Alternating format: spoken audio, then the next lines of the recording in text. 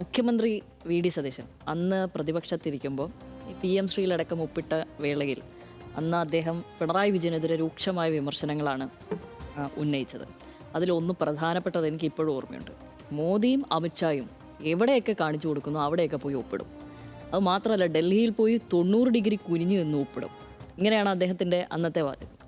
എന്നിട്ട് അദ്ദേഹം പറയുന്നത്, എന്നിട്ടൊരു ചോദ്യം പിന്നീട് ഇനി ചോദിക്കാനുള്ളത് ഇതാണ്: എന്ത് സമ്മർദ്ദത്തിൻ്റെ ഭാഗമായിട്ടാണ് ഇങ്ങനെ ഒപ്പിടുന്നത്? അങ്ങനെ ഒരു കാര്യം മാത്രം ഞങ്ങളോട് പറഞ്ഞാൽ മതി എന്നാണ് പുള്ളി ഇതിനെ പറയുന്നത്. ഇതൊക്കെ പറയുന്ന ഈ വാചക കസർത്ത് മുഴുവൻ എന്തിനാണ്? CPIM BJP ബാന്ധവം അതിനെ ശക്തിപ്പെടുത്തുവാൻ, ആ ആരോപണത്തെ ശക്തിപ്പെടുത്തുവാനുള്ള ഉപോത്ഫലകമായി മുന്നോട്ട് വെക്കുന്ന കാര്യങ്ങളാണ് ഈ പറയുന്നത്, PM ശ്രീ അടക്കം. ഇപ്പോൾ ഇവിടെ സംഭവിക്കുന്നതൊക്കെ ഇതിൻ്റെയൊക്കെ തുടർച്ചയാണ്. ഇതിപ്പോൾ എത്രാമത്തെയാണ്? ഈ വിഷയത്തിൽ, ശേഷാദ്രിനാഥൻ്റെ വിഷയത്തിൽ നമ്മളാരുമല്ല, മാധ്യമങ്ങളാരുമല്ല, അല്ലെങ്കിൽ പ്രതിപക്ഷ പാർട്ടികൾ, ഔദ്യോഗികമായ പ്രതിപക്ഷ പാർട്ടികൾ ആരുമല്ല അദ്ദേഹത്തെ സംഘപരിവാർ ബന്ധമുള്ള ആളാക്കിയത്. അത് അവരുടെ പാർട്ടിയിൽ തന്നെ ഉള്ള KPCC ജനറൽ സെക്രട്ടറിയാണ്. ഉത്തരവാദിത്തപ്പെട്ട ആളാണല്ലോ, ഏതെങ്കിലും ഒരു കോൺഗ്രസ് പ്രവർത്തകനോ അല്ല. അപ്പോൾ ഉത്തരവാദിത്തപ്പെട്ട ആൾ തന്നെയാണ് സംഘപരിവാറായിട്ട് നിലവിൽ ചിത്രീകരിച്ചിരിക്കുന്നത്. ആ ബന്ധമുണ്ട് എന്ന് പറയുന്നത് അദ്ദേഹത്തെ പോലെ ഒരാളെ ആയിട്ടാണ് ഇവിടെ തിരഞ്ഞെടുപ്പ് കമ്മീഷനായി നിയമിച്ചിരിക്കുന്നത്. അങ്ങനെ നോക്കുമ്പോൾ അത് ഗൗരവമുള്ളമായ ഒരു കാര്യമായി തന്നെയാണ് ഞാൻ അതിനെ കാണുന്നത്. അങ്ങനെ നോക്കുമ്പോൾ മാത്രം, അല്ലാതെ മറ്റേതെങ്കിലും വഴിക്ക് ഇദ്ദേഹത്തിൻ്റെ ബന്ധം കണ്ടെത്തുവാനായിട്ടില്ല. ഇനി ഉണ്ടെങ്കിൽ തന്നെ ഇനിയിപ്പോൾ ആ നിലയ്ക്ക് ഇദ്ദേഹം ഉന്നയിക്കുന്ന ഒരു ആശങ്കയുടെ അടിസ്ഥാനത്തിൽ നോക്കുമ്പോൾ ശരിയാണ്, രാജ്യത്ത് മുഴുവൻ BJP തെരഞ്ഞെടുപ്പ് പ്രക്രിയയിൽ വലിയ ക്രമക്കേടുകൾ നടത്തുന്നു എന്നുള്ളൊരു ആക്ഷേപം ഇതിനോടകം തന്നെയുണ്ട്. അത് ഈ കോൺഗ്രസിൻ്റെ രാഹുൽ ഗാന്ധി അടക്കമുള്ളവർ തന്നെ വോട്ട് ചോരി എന്ന നിലയ്ക്ക് വലിയ രീതിയിൽ അതിനെ കാണുകയും PPT പ്രസൻറ്റേഷനൊക്കെ നടത്തുകയും കേരളത്തിലടക്കം അതിൻ്റെ അലയൊലിയൊക്കെ ഉണ്ടായതാണ് തെരഞ്ഞെടുപ്പിൽ. ആ ഘട്ടത്തിൽ ഈ തെരഞ്ഞെടുപ്പ് കമ്മീഷനൊക്കെ ആയിട്ട് ഒരാളെ ഇതുമായി ബന്ധമുണ്ടെന്ന് അവരുടെ പാർട്ടിയിലുള്ളവർ തന്നെ പറയുന്ന നില വരുമ്പോൾ, ഇത് ജനാധിപത്യത്തിൻ്റെ ഒരു താക്കോലാണല്ലോ, ഒരു പ്രക്രിയയിൽ ഒരു താക്കോലാണല്ലോ നിലവിൽ ഈ ഇലക്ഷൻ എന്ന് പറയുന്നത്. അതിൽ തന്നെ ഇവർ ഒന്നുകൂടി കടന്നിട്ടാണ് ആരോപണം ഉന്നയിക്കുന്നത്. അതെന്താണ്? ഡീലിമിറ്റേഷൻ നടക്കാൻ പോവുകയാണ് ഇനി, മണ്ഡല പുനർനിർണയം എന്നുള്ളത്. ആ ഘട്ടത്തിൽ കൂടി ഒരു ഇടപെടൽ വരുമ്പോൾ അതൊരു ഗൗരവമുള്ള കാര്യമായി മാറുന്നു. പൊതുസമൂഹത്തിലേക്ക് ഇത് വീണ്ടും വീണ്ടും ചർച്ച ചെയ്യാൻ പ്രേരിപ്പിക്കുന്നത് ആരാണ്? ഇവർ തന്നെയാണ് അത് പ്രേരിപ്പിക്കുന്നത്. ഇനി അതും പോട്ടെ, മറ്റ് പ്രേരണകൾ ഞാൻ പറയാം വീണ്ടും. ഇപ്പോൾ PMAY ആണല്ലോ ഏറ്റവും അവസാനമായിട്ടുള്ളത്. അത് അങ്ങനെ ഒരു ലോഗോ വെക്കരുത് എന്നായിരുന്നല്ലോ നേരത്തെ ഉള്ള പ്രതിപക്ഷ നേതാവായ നേരത്തെയുള്ള മുഖ്യമന്ത്രിയും ഇപ്പോഴത്തെ പ്രതിപക്ഷ നേതാവുമായ പിണറായി വിജയൻ പറയുന്നത്. അതായത് ഒരു പാവപ്പെട്ടവനൊരു കൂര വെക്കുമ്പോൾ അതിൽ ഒരു ലോഗോ കൊണ്ടുവന്ന് വെച്ച് അവരുടെ അന്തസ്സിനെ ഹനിക്കുന്ന രീതിയിൽ അത് ചെയ്യരുത്, അങ്ങനെ അത്തരം ചാപ്പ കുത്തരുത് എന്നുള്ളതാണ് നമ്മളുടെ നിലപാട് എന്നാണ് പറയുന്നത്. പക്ഷേ ഈ സർക്കാർ എന്ന് വെച്ച് കഴിഞ്ഞാൽ ഇതേ സമാന നിലപാട് സംഘപരിവാറിനെതിരെ എടുക്കുമെന്ന് വിചാരിക്കുന്ന ഈ സർക്കാർ, പക്ഷേ അവിടുത്തെ ഒരു മന്ത്രി പറയാണ്, അങ്ങനെ ഒരു ലോഗോ വെച്ചതുകൊണ്ട് മാത്രം ആ ലഭിക്കുന്ന പണം കളയുവാൻ വേണ്ടി നിലവിൽ ഞങ്ങൾ തയ്യാറല്ല എന്നുള്ളതാണ്.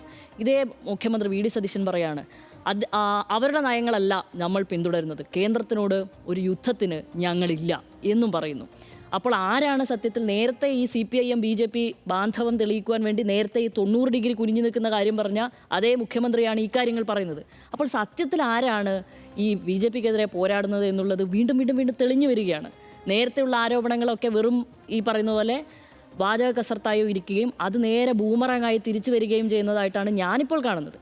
പിന്നെ PM ശ്രീ വിഷയത്തിൽ, PM ശ്രീയിൽ അദ്ദേഹം പറഞ്ഞത് എല്ലാവർക്കും എന്താണെന്ന് നമുക്ക് കൃത്യമായി അറിയാമല്ലോ. ഇത് RSS അജണ്ട ഇവിടെ നടപ്പാക്കുകയാണെന്ന് പറഞ്ഞത്. എന്നിട്ട് അദ്ദേഹം ഇതിൽ നിന്ന് പിന്നോട്ട് പോകുന്നില്ല. അത് മുൻ സർക്കാരിനെ ചാരിക്കൊണ്ട് ഈ പദ്ധതിയുമായി നിലവിൽ തത്കാലം അല്ലാതെ മുന്നോട്ട് പോകാനേ നിവൃത്തിയുള്ളൂ എന്നാണ് അദ്ദേഹം പറഞ്ഞു വെക്കുന്നത്. ഇനി അത് പോട്ടെ, MG സർവകലാശാലയിൽ സെനറ്റ് അംഗങ്ങളായി 19 പേരെ ഗവർണർ കൊടുത്ത് അതേപോലെ നിയമിക്കുകയാണ് ചെയ്തത്.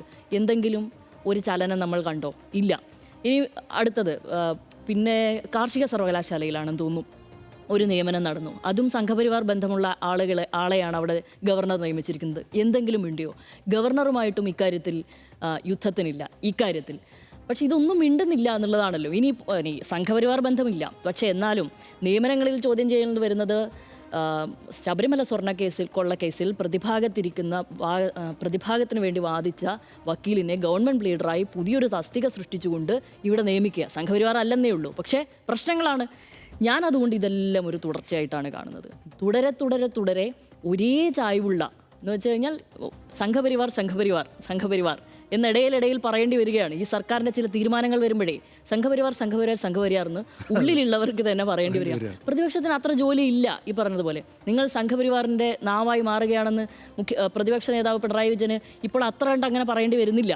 കാരണം ഉള്ളിലുള്ളവർ തന്നെ അത് പറയുന്നുണ്ട്. പക്ഷേ അവർക്ക് അതുപോലെ തന്നെ ന്യായീകരിക്കേണ്ടി വരികയും ചെയ്യുന്നു. അപ്പം ഞാനിതിനെ ഒരു തുടർച്ചയായിട്ടാണ് നിലവിൽ കാണുന്നത്. നേരത്തെ വി ഡി സതീശൻ പറഞ്ഞ മുഴുവൻ കാര്യങ്ങളും അദ്ദേഹത്തിനൊരു ബൂമറാങ്ങായി വന്ന് ഭവിക്കുമെന്ന് ഞാൻ ഈ കാര്യത്തിൽ ഉറച്ചു വിശ്വസിക്കുകയും ചെയ്യുന്നു ഈ ഘട്ടത്തിൽ. അപ്പോൾ അപ്പോഴാണ് ഈ ചോദ്യം തിരിച്ചു ചോദിക്കുക, എന്ത് സമ്മർദ്ദത്തിൻ്റെ ഭാഗമായിട്ടാണ് ഇത്തരം തീരുമാനങ്ങൾ എടുക്കുന്നത് എന്നുള്ളത് ഇനി അവിടെയുള്ള പാർട്ടിക്കാരിൽ തന്നെ അവർക്ക്, അതിനുള്ളിൽ തന്നെയുള്ളവർക്ക് അറിയേണ്ടി വരും. ഘടകകക്ഷികളായ ലീഗിന് അത് അറിയേണ്ടി വരും, മറ്റ് ഘടകകക്ഷികൾക്കും അറിയേണ്ടി വരും.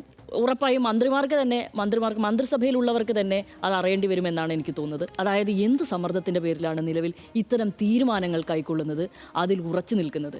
മറ്റ് നിക്കക്കള്ളി ഇല്ലാത്തതിൽ മാത്രമാണ് യൂ ടേൺ അടിച്ചിരിക്കുന്നത്. ബാക്കി അതിപ്പം ഈ നേരത്തെ ഞാൻ പറഞ്ഞ ഗവൺമെൻറ് ലീഡറായി നിയമിച്ച അത് വേണ്ട എന്ന് പറഞ്ഞ് അദ്ദേഹം രാജിവെക്കുന്ന നിലയുണ്ടായല്ലോ. ഇത്ര നിക്കക്കള്ളി ഇല്ലാത്തപ്പോഴാണ് മറ്റ് യൂ ടേണുകൾ വരുന്നത്. പക്ഷേ അപ്പോഴും ഈ സംഘപരിവാർ ബന്ധം ആരോപണങ്ങൾ, അതിൻ്റെ നിഴലിൽ നിൽക്കുന്ന ചില നിയമനങ്ങൾ ഇവിടെ നടക്കുന്നുണ്ട്. ആ കാര്യത്തിൽ ഒരു തണുപ്പൻ പ്രതികരണവും തണുപ്പൻ സമീപനവും നടക്കുന്നുണ്ട്. എന്തുകൊണ്ട്, എന്ത് സമ്മർദ്ദത്തിൻ്റെ ഭാഗമായിട്ടാണ് ഇങ്ങനെ ചെയ്യുന്നതെന്നുള്ളത് വിശദീകരിച്ചാൽ കൊള്ളാം.